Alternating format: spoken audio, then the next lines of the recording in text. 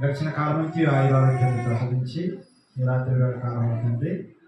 ఈ బైబిల్ తరగతిలో మమ్మల్ని అందరినీ సురక్షితంగా తోడుకొని వచ్చిన దాన్ని బట్టి మీకు కొన్ని నిమిషాల పాటు తండ్రి మంచి పాఠాన్ని ఆలోచిస్తుండగా పరిశుద్ధాత్మ దేవుని యొక్క సహాయం మాకు మెండుగా ప్రసాదించండి. వింటున్న మీ పిల్లలకు తండ్రి వినగల చెవి, గ్రహించగల మనస్సును ప్రసాదించమని కోరుకుంటూ ఈ చిన్న ప్రార్థన మీ కుమారుడు మా రక్షకుడు యేసుక్రీస్తు వారి పేట వేడుకొచ్చున్నాను మా కన్న తండ్రి, ఆమేన్. మన ప్రభు ప్రియ రక్షకుడు యేసుక్రీస్తు వారి పేట కూడా వచ్చిన కోరుతున్నారు. కొద్ది నిమిషాల పాటు మరొకటి చక్కటి బీబీటీఎస్ పాఠంలోని ఒక పాఠాన్ని మాట్లాడుకుందాము. దేవుని జ్ఞాపకాలలో నీవు ఉన్నావా అనే పాఠాన్ని మరి కొద్ది నిమిషాల పాటు మాట్లాడుకుందాము. దేవుని జ్ఞాపకాలలో నీవు ఉన్నావా అనే పాఠాన్ని మరి కొద్ది నిమిషాల పాటు ఆలోచించేద్దాము. సహజంగా మనుషులు యొక్క మనస్తత్వం ఎలా ఉంటుందంటే, పిల్లల మనస్తత్వం ఒకసారి మనం ఆలోచన చేస్తే పిల్లల యొక్క మనస్తత్వం ఎలా ఉంటుందంటే, స్కూల్లోకి వెళ్ళినటువంటి ఆ పిల్లలు ఆ టీచర్ యొక్క ఆ మనస్సులో పడిపోవాలని చెప్పేసి ఆలోచించే పిల్లలు చాలామంది ఉంటారు.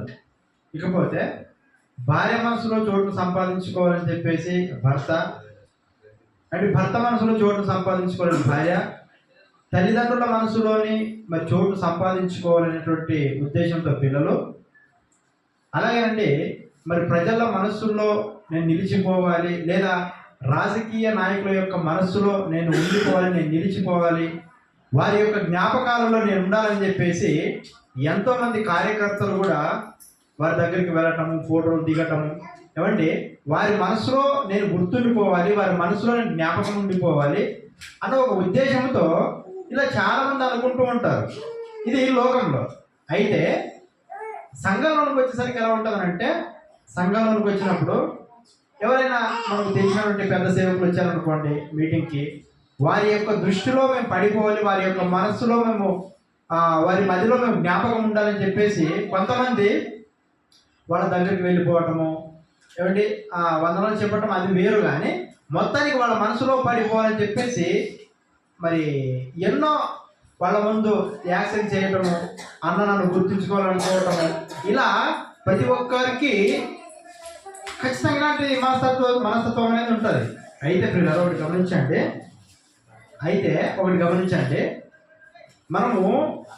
మనకు తెలియకుండానే ఎలాంటి భయంకరమైన పాపంలోకి వెళ్ళిపోతున్నాం అంటే, పాపం అనగానే మనకి ఏం తెలుసా అండి? పాపం అనగానే మనకి ఏం తెలుసానంటే, వ్యభిచారం చేయడం పాపము, నరహత్య చేయడం పాపము, దొంగతనం చేయడం పాపము, ఇవి మాత్రమే మనం పాపం అనుకుంటాం. అయితే మనలందరినీ సులువుగా చిక్కులు పెట్టే ఒక పాపం ఉందండి. ఆ పాపం ఏంటి చూద్దాము. ఒకసారి హెబ్రీ పత్రిక 12వ అధ్యాయము, హెబ్రీ పత్రిక 12వ అధ్యాయము మొదటి వచనం. హెబ్రీ పత్రిక 12వ అధ్యాయము మొదటి వచనం. ఇంత గొప్ప సాక్షి సమూహము మేఘము వలె మనలను ఆవరించినందున మనము కూడా ప్రతి భారమును సులువుగా చిక్కులబెట్టి పాపమును విడిచిపెట్టి విశ్వాసమునకు కర్తయు దాన్ని కొనసాగించువాడునని యేసు వైపు చూచుచు మన ఎదుట ఉంచబడిన పందెములో ఓపికతో పరిగెత్తుదాం. కాబట్టి ఇక్కడ మరి మనం అర్థం చేసుకుంటే ఏం అర్థమవుతానంటే, సులువుగా చిక్కులు పెట్టే పాపం అన్నాడు కదా, ఆ సులువుగా చిక్కులు పెట్టే పాపం ఎలా ఉంటుందనంటే, మనుషుల యొక్క మదిలో నేను నిలిచిపోవాలి, మనుషుల యొక్క మనస్సులో నేను ఉండిపోవాలి, వారి మదిలో నేను జ్ఞాపకం ఉంచుకోవాలి వారు అని చెప్పేసి ఎన్నో విశ్వ ప్రయత్నాలు చేయటం అనేది ఏదైతే ఉందో ఇది భయంకరమైనటువంటి జబ్బు. ఇది ఇంకొక మాట చెప్పమంటారా? కింద ఒక మాట అంటాడు, ఏమని అంటాడంటే, మనము కూడా ప్రతి భారమును సులువుగా చిక్కులు పెట్టి పాపను విడిచిపెట్టి విశ్వాసంలో ఒక కర్తయు దానిని కొనసాగించువాడునై యేసు వైపు చూచుచు అన్నాడు. ఏమంటే సహజంగా ఒక డ్రైవర్ ఉన్నాడు అనుకోండి, ఒక డ్రైవరు నడుపుతున్నప్పుడు బస్సు కానీ ట్రైన్ కానీ నడుపుతున్నప్పుడు ఒక ఫోకస్ అనేది ఎలా ఉండాలంటే, తను ఎక్కడికైతే చేరాలి అన్నటువంటి ఆలోచన ఉంటుందో దాని మీద ఫోకస్ పెట్టాలి ఒక బస్సు డ్రైవర్. అలా కాకుండా ఎడమవైపు చూస్తూ, ఇక్కడ కుడివైపు చూస్తూ, వెనక్కి చూస్తూ వెళ్ళిపోయాడు అనుకోండి, భయంకరమైనటువంటి ప్రమాదం జరిగే పరిస్థితులు ఏర్పడతాయి.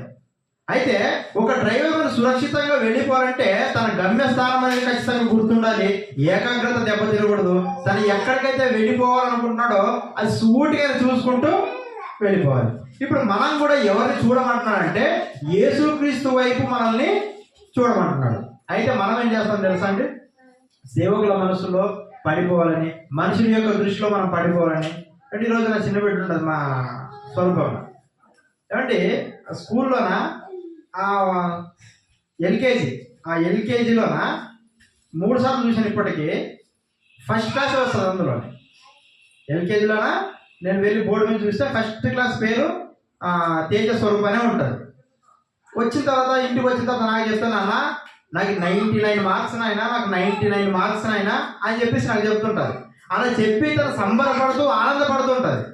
అంటే 99 మార్కులు వచ్చాయి అని చెప్పేసి ఆనందపడుతూ మా టీచర్ నన్ను పొగిడింది, నా కొడుకు అలా చెప్తాడు, నా కూతురు కూడా అలాగే చెప్తుంది.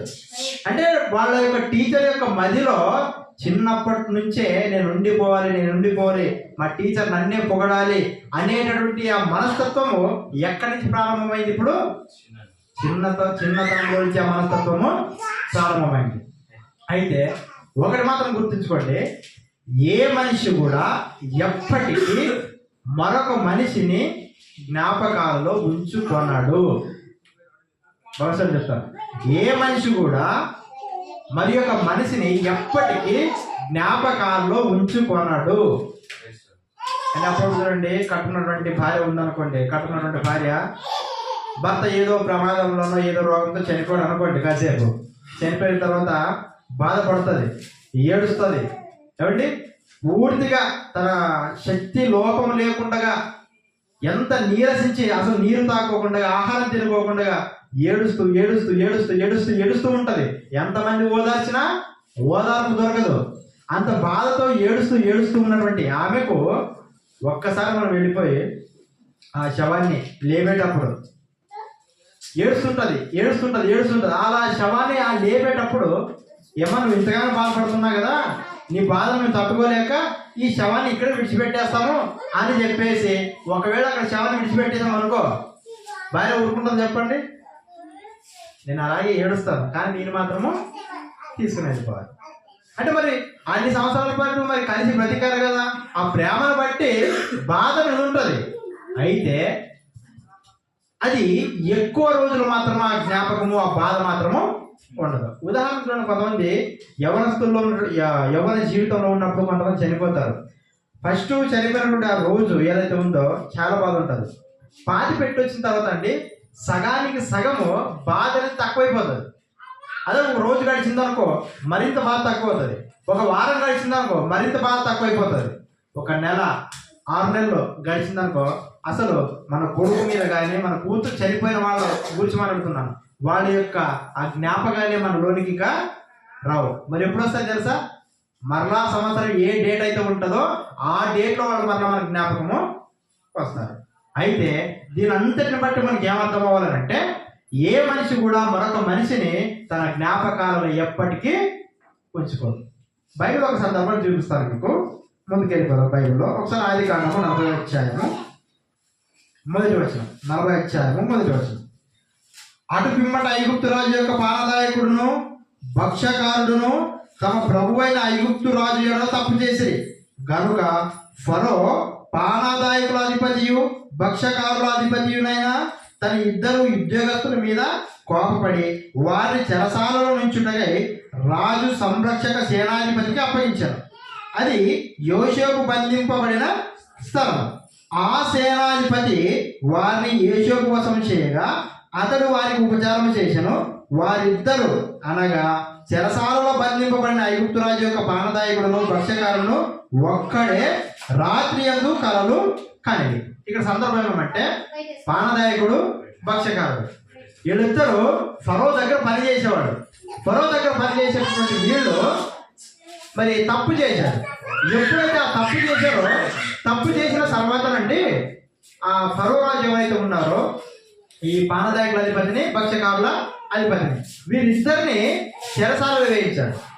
చెరసాలలో వేయించిన తర్వాత అండి ఆ చెరసాలలో ఎవరున్నారంటే మరి యోసేపు గారు ఉన్నారు.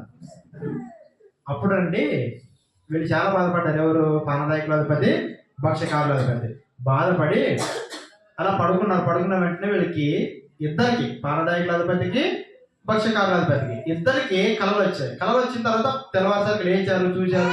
ఏంటి మాకు కల వచ్చింది కదా అని చెప్పేసి ఆలోచన చేస్తున్నారు. కానీ కళ మాత్రం వాళ్ళకి, ఆ భావం మాత్రం అర్థం వాళ్ళకి అవ్వట్లేదు. అప్పుడు యేషోబు దగ్గరకు వచ్చారు. యేషోబు దగ్గరకు వచ్చిన తర్వాత యేషోబు ఆ కళ్ళ యొక్క భావన నేను చెబుతానని చెప్పేసి చెప్పాడు. ఇప్పుడు ఏమని చెప్పాడు అంటే 9వ వచనం. ఏమొచ్చింది ఆ కళ? ఈయన ఏ సమాధానం చెప్తున్నా అంటే 9వ వచనం. అప్పుడు పానదాయకుల అధిపతి యోసేపును చూచి, నా కలలో ఒక ద్రాక్షవల్లి నా ఎదుట ఉండెను. ఆ ద్రాక్షవల్లికి 3 తీగలుండెను. అది చిగురిచ్చినట్టు ఉండెను. దాని పువ్వులు వికసించెను. దాని గెలలు పండి ద్రాక్ష ఫలములు ఆయను. మరియు ఫరో గిన్నె నా చేతిలో ఉండెను. ఆ ద్రాక్ష ఫలములు నేను పట్టుకొని ఫరో గిన్నెలో వాటిని పిండి ఆ గిన్నె ఫరో చేతికి ఇచ్చితేనని తన కళను అతనితో వివరించి చెప్పాను. అప్పుడు యోసేపు సమాధానం చెప్తున్నాడు. ఏమని అంటే, అప్పుడు యోసేపు దాని భావం మీదే ఆ 3 తీగలు 3 దినములు ఇంకా 3 దినములలోగా ఫరో నీ తలను పైకెత్తి నీ ఉద్యోగం నీకు మరలా ఇప్పించింది. కళ వచ్చింది, ద్రాక్ష తీగల గురించి కళ వచ్చింది. కళ వచ్చిన తర్వాత సమాధానం చెప్తున్నాడు. ఇప్పుడు బాగా చెప్తున్నాడు యేషోబు గారు. ఏమని బాగా చెప్తున్నా అంటే, ఆ రాజు నిన్ను చెరసాలలో వేయించాడు కదా, ఇప్పుడు మరలా 3 రోజులు ఉంటే మరలా నువ్వు రాజు దగ్గరికి నీ ఏదైతే ఉద్యోగం ఉందో అదే ఉద్యోగంలోనికి మరలా నువ్వు వెళ్ళిపోతావు అని చెప్పిన తర్వాత యోసేపు గారు ఒక మాట అడుగుతాడు. ఇక్కడ ఏమని అడుగుతాడంటే, అయ్యా నువ్వు ఫరో దగ్గరికి వెళ్తావు కదా, ఫరో దగ్గరికి వెళ్ళిన తర్వాత నన్ను కూడా కాస్త నువ్వు జ్ఞాపకం చేసుకో అని చెప్పేసి ఈ పానదాయకుల అధిపతిని కోరుకుంటాడు యేషోబు. ఇద్దరిని కోరుకుంటాడు. మనకి సమయం లేదు కాబట్టి ఇద్దరు సందర్భం చెప్పట్లేదు నేను. ఇద్దరిని కోరుకుంటాడు. పానదాయకుల అధిపతిని కోరుకుంటాడు, భక్ష్యకారుల అధిపతిని కూడా కోరుకుంటాడు. కోరుకున్న తర్వాత ఏం జరిగిందంటే, ఏం జరిగిందో ఒక్కసారి 23 వచనం 22 నుంచి బాగుంటుందండి. 22. మరియు యోసేపు వారికి తెలిపిన భావము చొప్పున భక్ష్యకారుల అధిపతిని వేలాడదీయించెను. అయితే పానదాయకుల అధిపతి యోసేపును జ్ఞాపకము చేసుకొనక అతన్ని మర్చిపోయాడు. అంటే మనిషి యొక్క మనస్తత్వం ఎలాంటిదనంటే, చేసినటువంటి మేలును కూడా, ఆ కృతజ్ఞత కూడా చూపించలేని స్థితిలో ఎవరున్నారు? ఇప్పుడు పానదాయకుల అధిపతి ఉన్నాడు. ఈరోజు మనం కూడా అంతే కదండి. మనకి వాక్యాన్ని నేర్పిస్తారు. వాక్యాన్ని నేర్పించినటువంటి వారి పట్ల కృతజ్ఞత కలిగి ఉంటామండి. ఆ కృతజ్ఞత అండి ఏదో 1 సంవత్సరమో 2 సంవత్సరాలు 3 సంవత్సరాలు కాదు చూపించాల్సిందే. ఎంతవరకు అయితే మనకు ఆయుష్నిచ్చాడు దేవుడు, అంతవరకు మనకి ఎవరైతే వాక్యాన్ని నేర్పింటారో వాళ్ళ పట్ల కృతజ్ఞత కలిగి మనం ఖచ్చితంగా ఉండాలి. కానీ ఎవరు? ఈ పానదాయకుల అధిపతి అండి కలగన్నాడు. కలగలిన తర్వాత ఏం చెయ్యాలో అర్థం కావట్లేకున్నప్పుడు తర్వాత బాధపడుతున్నాడు, చింతిస్తున్నాడు. ఆయన ముఖమంతా చిన్నగా అయిపోయింది. అంత చింతలు, అంత బాధలో ఓదార్పునిచ్చాడండి యోసేపు గారు. మనం ఎలాంటి రకాలంటే, ఏరు దాటిన తర్వాత తెప్పని తగిలట్టే రకాలు మనం. ఇప్పుడు గంట కలిశాడు ఎవరు? పానదాయకుల అధిపతి. ఉద్యోగం వచ్చిన తర్వాత యోసేపు గారిని కాస్త జ్ఞాపకం చేసుకోమని అడిగాడు కదా. యోసేపు గారిని ఆయన జ్ఞాపకము చేసుకోలేదు. అంటే మనిషి యొక్క మనస్తత్వం ఎలాంటిదంటే, మరిచిపోయే మనస్తత్వమే కానీ జ్ఞాపకం ఉంచుకునే మనస్తత్వం మనుషులుగా మనకు ఉండదు. అయితే మనుషుల జ్ఞాపకాలలో నిలిచిపోవాలనుకునేటువంటి మనము ఎవరి జ్ఞాపకాలు నిలవాలి తెలుసండి.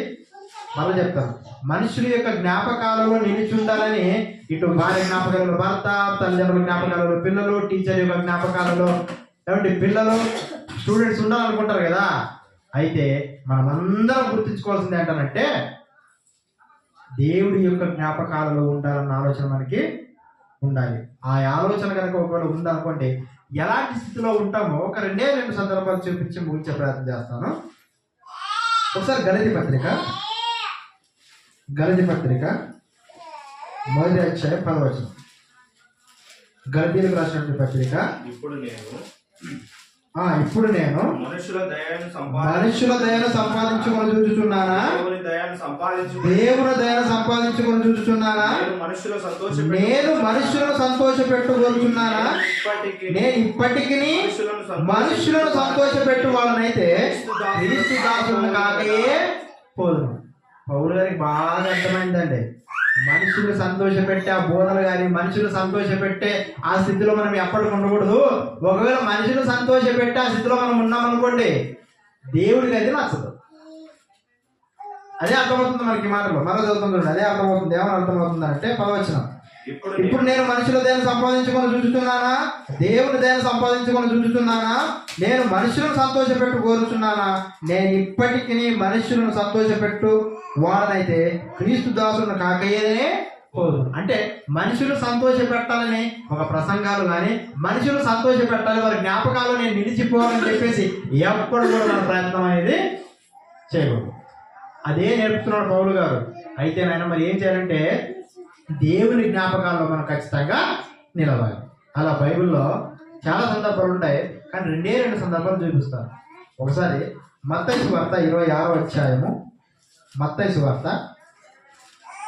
26వ అధ్యాయము, మత్తయి సువార్త 26వ అధ్యాయము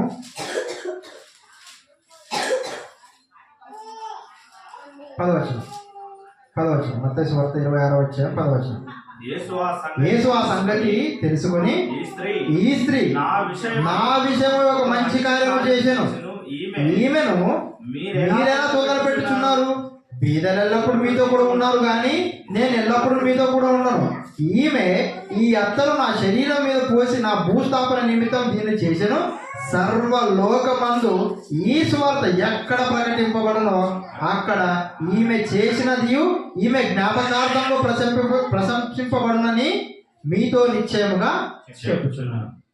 ఏంటి ఆ తల్లి ఎవరైతే ఉన్నారో ఆ అత్తలు తీసుకుని వచ్చి యేసుక్రీస్తు యొక్క పాదాలకు పిలిచిన తర్వాత అక్కడ ఉన్నటువంటి శిష్యులు కొంతమంది ఏమన్నారంటే, ఏమమ్మా ఇంత ఖరీదైనటువంటి ఈ అత్తలు తీసుకొని నేలపాలు చేసేసావు కదా, ఒకవేళ దీనినే అమ్మి కనుక దీన్ని అమ్మితే చాలా డబ్బు వచ్చేది, వచ్చినటువంటి ఆ డబ్బుని మరి బీదలకు ఇస్తే వాళ్ళను బతికేవారు కదా అని చెప్పేసి ఆ శిష్యులు యేసుక్రీస్తు మరి యేసుక్రీస్తు దగ్గర మాట్లాడుతున్నప్పుడు అప్పుడు యేసుక్రీస్తు నువ్వు ఏమంటున్నాడు తెలుసా?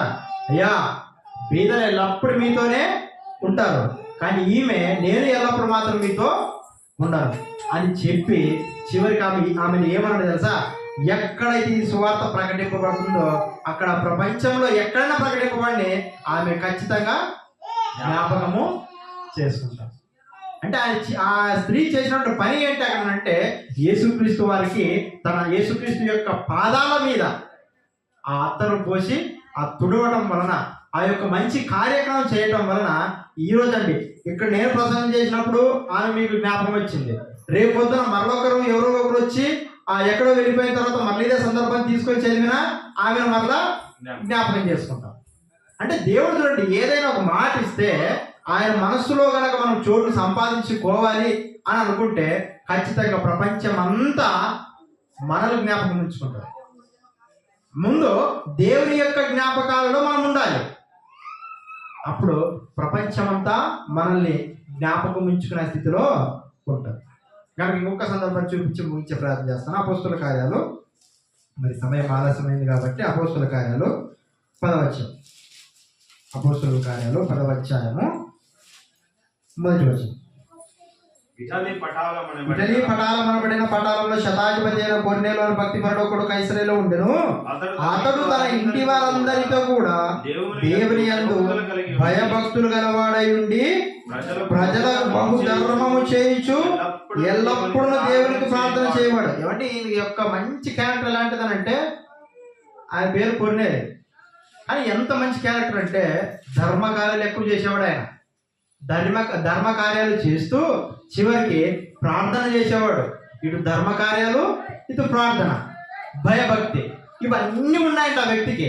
ఇవన్నీ ఉన్నందుకే దేవుడు కిందకు వచ్చేసరికి ఏమంటున్నాడో తెలుసా? ఆయన్ని ఏమంటున్నాడు? ఆయన్ని 3వ వచనం.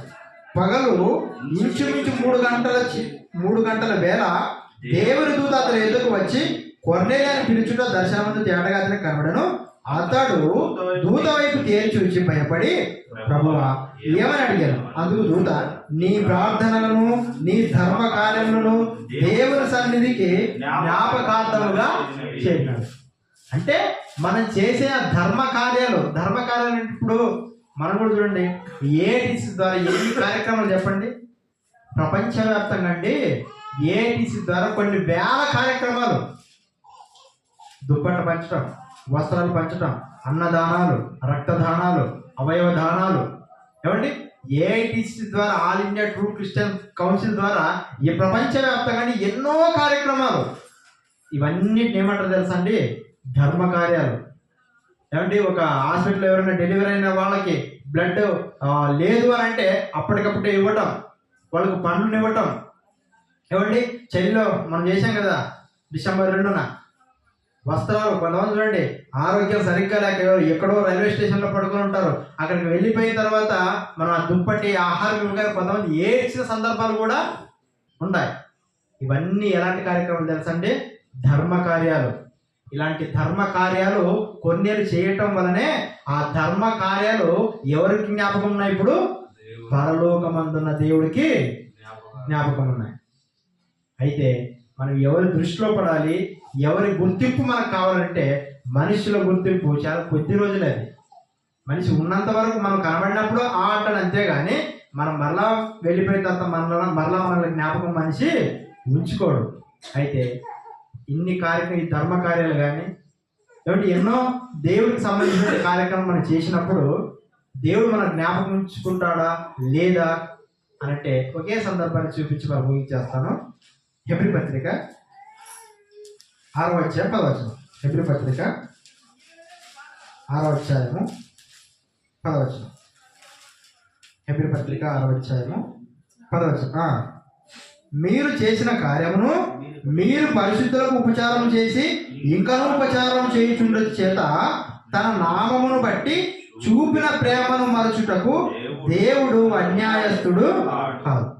మనుషులుగా మనం మర్చిపోతామేమో కానీ ఏమండి మనం కూడా ఏటీసీ ద్వారా ఎన్నో కార్యక్రమాలు చేశాం. కానీ ఈరోజు ఆ డేట్ చెప్పమంటే చెప్పగలం మనము? ప్రారంభం నుంచి ఏటీసీ 2014 కదండి ఆ పుట్టింది. ఏటీసీ 2014 నుంచి పుట్టినప్పుడు మనం ఎన్నో కార్యక్రమం చేశాం. కానీ డేట్ అవన్నీ మనం చెప్పగలమా?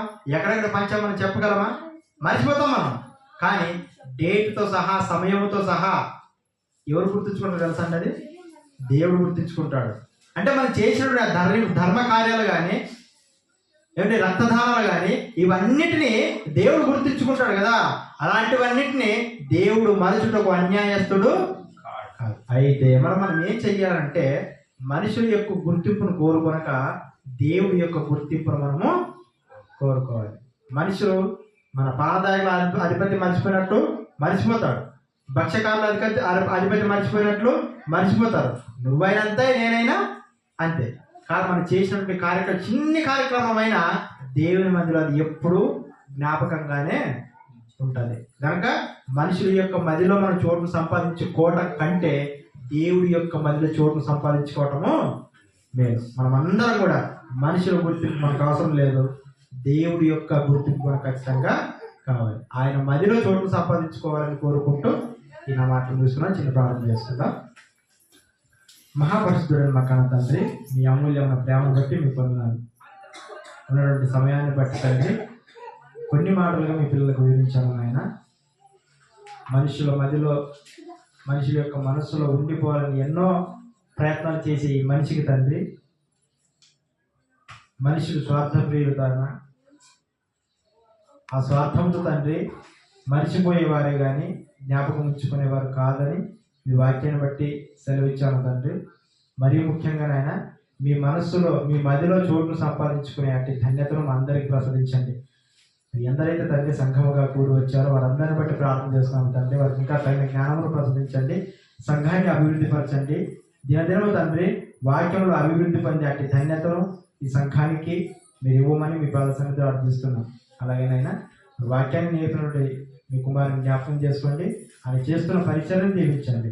ఇంకా తండ్రి భవిష్యత్తులో సంఘము ద్వారా మేము ఎన్ని కార్యక్రమాలతో చేయాలనుకుంటున్నామో మీ చిత్తమైతే ఆయన వాటన్నిటిని విజయవంతం చేయమని మీ పాద సన్నిధిలో వేడుకుంటూ మరి ఒకసారి నాయన మరి నూతనంగా పాన్ ఇండియా ఆల్బమ్ మరి విడుదలై తండ్రి ప్రపంచానికి తండ్రి ఒక హెచ్చరిక పాటలుగా ఉండటకు కృప చూపండి. ఎందరో నాయన లక్షలాది రూపాయలు బట్టి తండ్రి మరి ఖర్చు చేసి ఎన్నో ఉన్నతమైన సంగతులను తండ్రి సమకూర్చి పాఠాలను మరి పాఠాలుగా అందించారు తండ్రి. అదంతటిని తండ్రి ప్రపంచానికి వినిపించి అటు ధన్యతను ప్రశ్నించండి. మీ చిత్తమైతే మరి ఒకసారి మేమందరం ఇలా కలుసుకొని మీ పాద సన్నిధిలో తండ్రి మీ మాటలు నేర్చుకున్నట్టు ధన్యతను కూడా మా అందరికి ప్రశ్నించమని కోరుకుంటూ ఈ చిన్న ప్రార్థన మీ కుమారుడు మా రక్షకుడు యేసుక్రీస్తు వారి పేట అడిగి కొంచున్నారు మా కన్న తండ్రి. దేవుని ప్రేమయు ఆయన కుమారుడు యేసుక్రీస్తు వారి కృపయు పరిశుద్ధాత్మ దేవుని యొక్క అన్యోన్య సహవాసము ఇప్పుడు ఎల్లప్పుడూ సదాకాలం కూడా ఇచ్చును గాక. ఆమేన్. అందరికీ